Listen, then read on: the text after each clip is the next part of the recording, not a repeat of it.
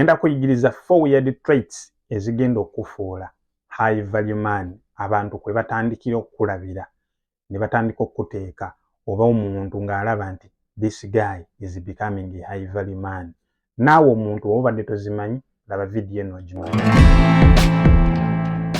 Njala okujjukiza bannaffe aba Mokumat Technologies bano bakuleetera printers.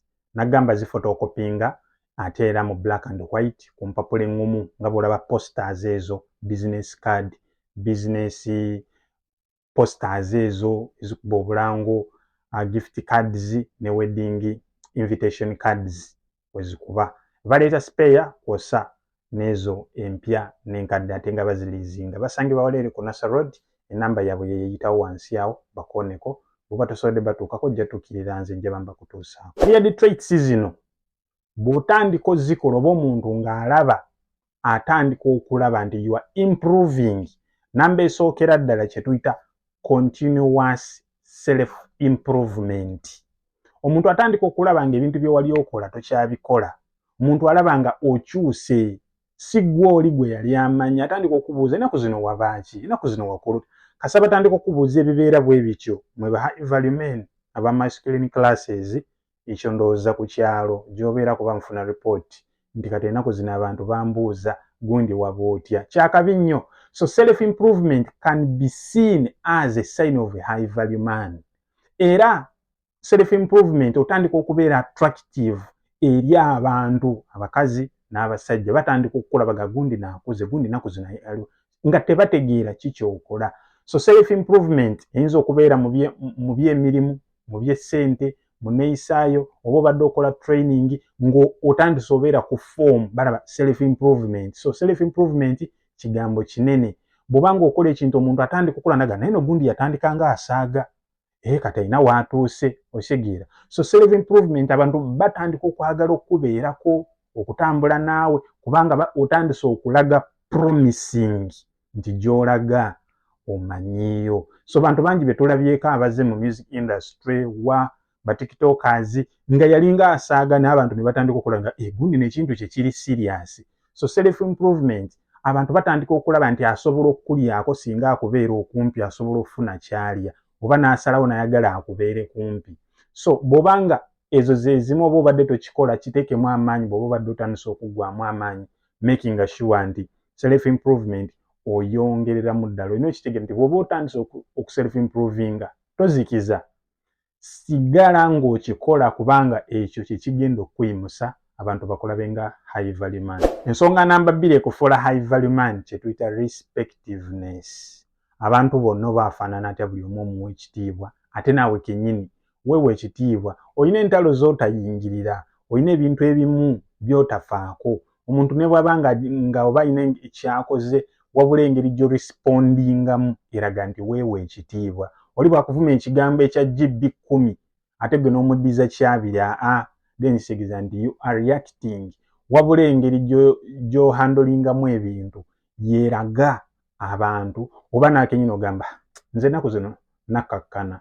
Oyo luli nga nkoonako nawulira Bobby nga bagamba mbu alina kye bali bayitawo bbaasi ng'eri n'okola omusango ne bakuyingizaamu oba owedde ne kati saa zino omulinnyako n'ogenda waliwo abakukolako. So kyenjagala okutegeeza nti mulimu ebintu ebimu ng'omuntu by'olina okukola nga bikola communication, okitegera nga kikolwa toyogedde wabula nga action gy'okoze communicatinga kinene eri abantu abakulaba. Oddamu otya, ohandolinga otya issue zo, abantu oyogera otya nabo, abantu obayisa otya. Kakabe kaana kato nga engeri gy'okayisaamu n'engeri gy'oyogeramu n'abantu bamanya gundi oyo yeewa ekitiibwa. Buli muntu ajja kwagala okwogera naawe oba akuleetera ensonga ye kuba alaba nti weewa ekitiibwa. Self respectiveness ze zimu ezibeera nga omuntu akuteeka mu lubu olw'aba high value men. So gwe omusajja weena bw'obanga obadde olina ebintu by'okola kye kiseera okyuseemu butya bw'oyogera n'abantu, butya bw'orespondinga, kubanga kino ze zimu ezigenda okubuildinga frame yo. Kubanga omuntu atuuka ekiseera n'agamba gundi oyo togira bw'oti. Olw'okuba weewa ekitiibwa, omuntu ono nga tanaba kwogera naawe asooka kweteekateeka. Keera enkya bagambe bakutwala eri kabaka olabe engeri gy'obuyaanamu. Bamubuuza batya? ogenda otya odda otya emabega lwaki kubanga oli musajja wa kitiibwa Katonda bw'atyo bwe yamutonda kati naawe oba okyagala it is time otandika okuba nga okikolako otuuke ku eyo trait number 3 weird trait ekufuula high value man kye tuyita effective communication. Effective communication teri mu kuba nga oreplyingira kumu wabula communication ebaga waliwo eri verbal n'eri non-verbal.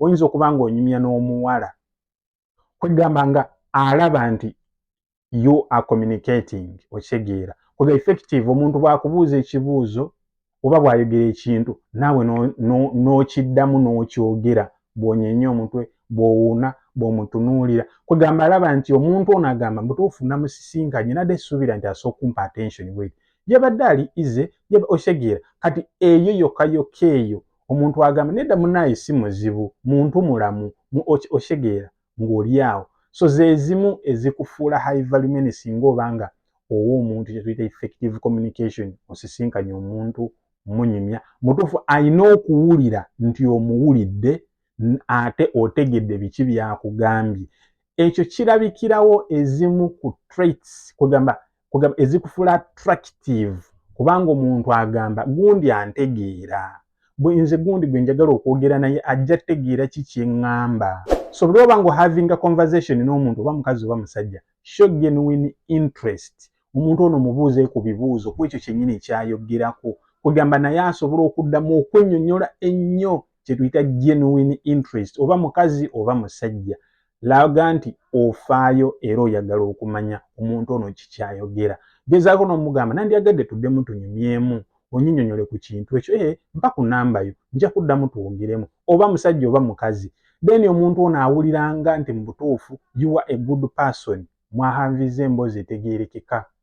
Weird trait number 4 kye tuyita self confidence gw'omuntu butya bw'okola. Self confidence twagiigako emabega ninjagadde nkagatte ku neeno tukatwale lumu ka package kano kuba kuyiga tekukoma. So self confidence buli woba nga oyogera n'omuntu ku namba 3 gye tuvuddeko engeri gy'oyogeramu engeri gy'omutunuuliramu body language yo ng'oyogera n'omuntu ono amanya nti omuntu gw'ayogera naye ategeera. Ebiseera ebisinga self confidence abantu bakugradinga ng'omuntu omusiru yabadde ali awo tategeerekeka yena nnyumya yena ninga kugamba ali awo oba aliko ki naye omusajja oyo ali okke ninga oli fine ne lwakuba nti bambi omuntu oluusi gw'onyumya naye obadde tokisuubira nti osobola n'okunyumya naye kati omubiri oyina shift mind eri muli eri kugawe n'okankana oba mukazi oba musajja kati okanakubuuza oli bulungi wali obaddeko n'onyumya n'omuntu n'agamba oli bulungi kugamba aba amaze okukulaba amaaso otyokola eye contact kugamba oli tense okitegeera. So self confidence n'engeri gy'obanga omuntu akubuuzamu ebibuuzo n'engeri gy'obiddamu oba omuntu nga ogezaako okwogera butya bw'otudde butya abantu bamu baba batya n'ogenda nze saagala genda wali abantu bangi eyo. So self confidence zezimu ku traits ezikufuula attractive ate at the same time ezikufuula high value man. Eyo yemu ku pillars ezikufuula high value man kuba balaba nti gundi luli eri yakolanga ekintu bwe kiti nga mutuufu kati bw'okikola okirabanga ekintu ekyangu. So guys, carry yourself with confidence buli kyokola ne mu life ekya applying bw'oba olina obuzibu practicing in the mirror, go in the mirror, talk to yourself okitegeera yogera ebigambo ebyagala okwogera bw'oba oyize waneena akantu ka practicing genda mu mirror yogera beera free okitegeera teeka ku ka smile very simple pay attention amaaso go tokanula ne pay attention omuntu mulage nti yakye tuyita genuine interest zezimu ezireflectinga nti olina confidence n'omuntu oyo. So njala okujjukiza abanaffe abamu ku Mach Technologies nagamba biba sponsors baffe nja boogeranga era njala mugendere mu bawagire kubanga be bateekamu omusimbi waneene. Namba zaabwe zeezo genda bakubireko bakuleetere photocopies mu office yo ku ssomero company wonna woli photocopies zino zikuba mu black and colored. Yes, black and white ne colored zikuba ku mpapula eŋŋumu business card buli kimu batuukirire basange balere ku Nasa Road. Weebale kulaba twegeko mu video eddako. Peace and love. Bye.